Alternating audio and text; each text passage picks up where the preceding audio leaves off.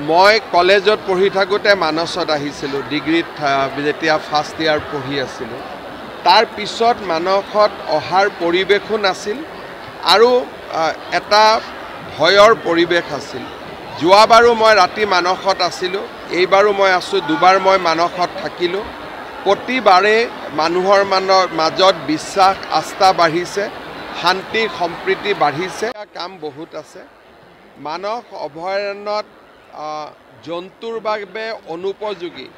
বহুত ঘাঁহ আৰু বন গঢ়ি উঠিছে মানসত আৰু আমাক কেইবাটাও চেকপোষ্টৰ প্ৰয়োজন আছে ইয়াত বন বিভাগক শক্তিশালী কৰাৰ প্ৰয়োজনীয়তা আছে তৃতীয় আৰু চতুৰ্থ বৰ্গত খালী হৈ থকা পথসমূহ পূৰণৰ প্ৰয়োজনীয়তা আছে কালি আমি এই গোটেই কথাবিলাক আলোচনা কৰিছোঁ অনাগত দিনত মানস অভয়াৰণ্যখনক আমি পৰ্যটনৰ আকৰ্ষণৰ কেন্দ্ৰবিন্দু কৰি গঢ়ি তুলিবলৈ বিভিন্ন ব্যৱস্থা হাতত ল'ম আৰু আশা কৰোঁ যে মানসত কেইদিনমান আগতে ঘটি যোৱা যি হাতী দাঁতৰ চোৰাং ব্যৱসায়ৰ এটা চক্ৰ গঢ়ি উঠিছিল সেইবিলাকো আমি লাহে লাহে নোহোৱা কৰিব পাৰিম আৰু মানসক আমি এখন ভাৰতৰ ভিতৰতে পৰ্যটনৰ কেন্দ্ৰলৈ ৰূপান্তৰ কৰিব পাৰিম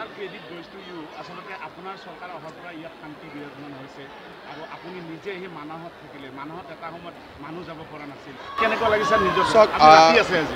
মই কলেজত পঢ়ি থাকোঁতে মানসত আহিছিলোঁ ডিগ্ৰীত যেতিয়া ফাৰ্ষ্ট ইয়াৰ পঢ়ি আছিলোঁ তাৰ পিছত মানসত অহাৰ পৰিৱেশো নাছিল আৰু এটা ভয়ৰ পৰিৱেশ আছিল যোৱাবাৰো মই ৰাতি মানসত আছিলোঁ এইবাৰো মই আছোঁ দুবাৰ মই মানসত থাকিলোঁ প্ৰতিবাৰে মানুহৰ মাজত বিশ্বাস আস্থা বাঢ়িছে শান্তি সম্প্ৰীতি বাঢ়িছে